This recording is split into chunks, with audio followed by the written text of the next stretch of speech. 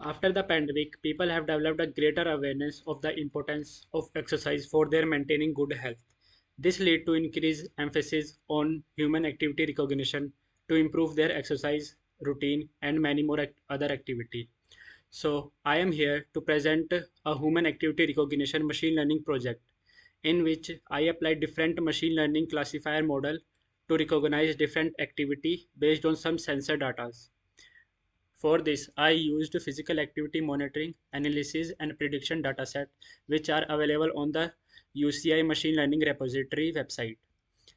Dataset have different sensor data of 9 people performing different physical activities, varying 3 IMU units, initial measurement units, and recorded by a heart rate monitor.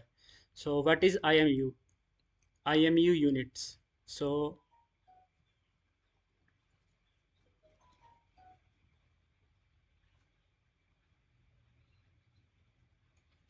IME initial measurement unit basically contain three main important units: accelerometer, gyroscope, and magnetometer. The accelerometer measure acceleration on the 3D space on x-axis, y-axis, and z-axis, while the gyroscope measure angular velocity on their respective axes, and magnetometer measure the magnetic fields.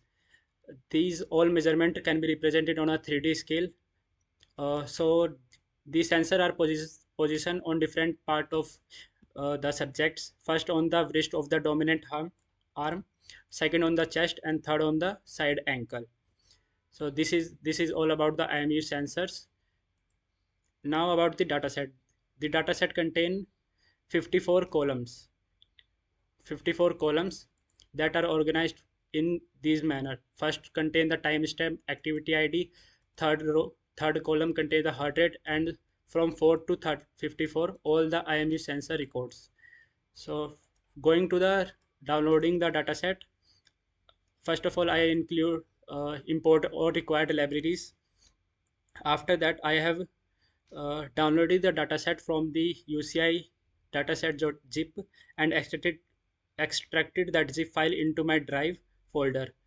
So these folder are these file zip file are downloaded and extracted in the my ML project directory. There contain a two folder, optional and protocol. Protocol folder have the 9 files of different people data. After downloading the data, I have make a list of all the attributes names that are provided on the dataset information from 1 to 54, and make a list of that make a list of the columns, and make a dictionary of all the activity IDs provided by the that are performed by the different subjects for future use. So after making the list, I have download the data on the Python notebook by by making the all the 9 files and concatenate in a single data frame using the pandas.concatenate functions. After that, here is the data frame data frame containing all 54 columns and all 9 subjects data in a single data frame. So this is the shape. There are approx 28 lakh rows and 54 attributes. So after loading the data set, here are the basic insights about the data set. Pandas.describe function that provide the basic statics about the data frame of different attributes like timestamps, count, its mean, and standard deviation, and many more. After describing the data set, I have take the information about the data frame. So from the information, I can see that all the attributes contain only float or int values only, no categorical data or object form.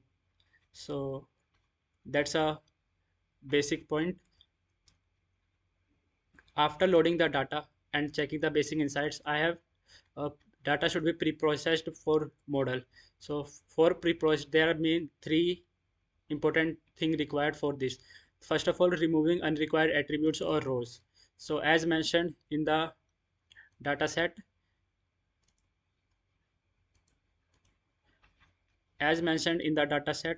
that the activity ID which is equal to 0 should not be declared discarded in any kind of analysis, should not be used for analysis, as the activity id as the activity id is the period where the subject was not doing any particular activity. So for that I have removed all the rows which have the activity id equal to 0, and checking and plotting the value count for the activity id. So these are the different value counts for the activity id, and plotting the bar chart of that. This bar chart so that the activity 17 has performed many times, and the data set, the column has imbalanced, because the 4 has the minimum and the 17 has maximum values. After removing the activity id 0, I have dropped all the attributes related to orientation, because it is not much important for the activity recognition. After removing unrequired attributes, checking for the missing value. So this using the function is na.sum, and this will show that the heart rate has the maximum missing value of about 50. Heart rate has the maximum missing value about 5 lakh. So we cannot drop the heart rate attribute, as it is important, very important attribute for the activity recognition. So I have plot and box plot for the heart rate, for seeing the insights of the heart rate attribute. So this will show that the heart rate has the many outliers present on the that column. So we cannot directly impute the mean value to the heart rate. For that I have see the bar chart for the different activity and their heart rate. So this bar chart show that the rope jumping and the running attribute has the maximum maximum heart rate during these activities. So I am making a heart rate missing function that will fill the mean value to the missing value, calculated by the respective activity id. Means the activity id have different mean value that will calculate and put on the null value present on the attribute, present on that activity id. After that function I have applied this function and checking for the null value. Then after removing all the null value to the heart rate, I have simply imputed the mean to all the temperature column, all the temperature attribute, as it is similar to all, as temperature is not changing much more. After that I have again checked for the missing value. After removing the heart rate missing value and the temperature, there are approx 1500 or 1600 missing value in a column. As we know, our data set contain approx 24 lakh attribute. From that we can delete 1500 attribute, which is very small. So that for that I have removed all the missing value rows from the data frame. Or in place equal to true means removing from the df data frame will be changed, will be saved. After that I have all the missing value will be removed from the data set. Now checking again the statics about the data set after removing the null value. After removing null value, our data set is ready for modeling.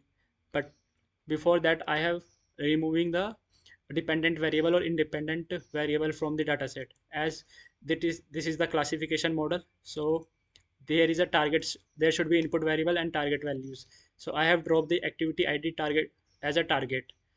Select the activity id as a target and drop from the data frame. This will be the target for our classification. Then after selecting the target, I have divided the data frame into training part and the testing part, because the for removing the memorization process. So this will be that on the basis of 25%. So 75% will be the training data and 25% will be the testing data. So here will be the xtrain data, xtrain and xtrain, ytrain and ytest. Their shapes will be there. After splitting, I have scaled the data frame, as the different all the attributes are not in the same value.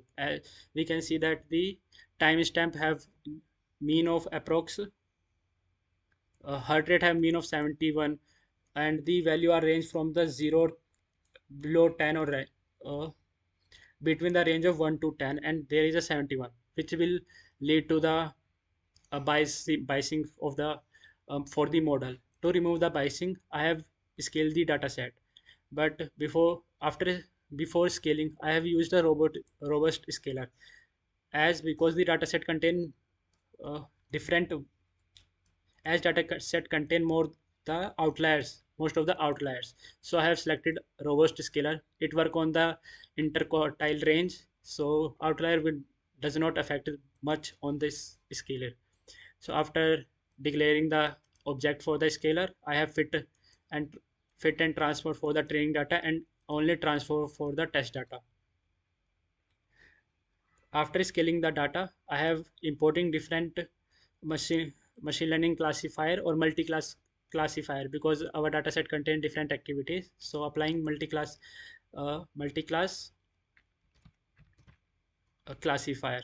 After that, I have defined declare or make an instance of all the classifier in the form of a list, so that I can apply all the classifier on the data set and check the accuracy for which classifier have the most accuracy, and storing in the list for their different metrics, evaluation metrics. After that, I have applied a loop for the classifier and fit for X train and Y train data. After fitting, I have predicted the value what the classifier have predict on the X text data. After that, I have calculated the accuracy, precision, recall, and F1 score for all the classifier respectively, and make the save to the predefined lists. This will after applying the model, we can see that decision tree classifier have accuracy of 0.9, Gaussian have the 0.92, classifier KNN have 98, and the random forest have the 1 point accuracy. After that, I have plotting all the accuracy, precision, recall, and F score on a bar chart for performance measure of different models. So this will show that the decision tree and the random forest has the best accuracy of approx 99%. All the accuracy precision are overlapping here, so they are not visible. That, but the ADA boost classifier has the worst or very less accuracy on the dataset. So we can say that the random forest classifier and decision classifier can be used for activity recognition on this project on the dataset. So here are all the links, all the different activity what I have done on the project. First, I have load the dataset, pre-process by dropping unrequired data, mean and rows with missing value, for splitting the dataset into training and testing data, then scaling the data using robust scaler, modeling, fit all the different classifiers, and predicted the result on showing the result on the bar chart. So this will have the result all the, and here are the future work that can be done on the. So we can think about the why ada boost have poor experience. We can increase features engineering to get all the to get more accurate answers, and we can apply deep learning approaches for other aspects of the data. So you can find all different links about the data sets on these sites which are in the comment section. Thank you.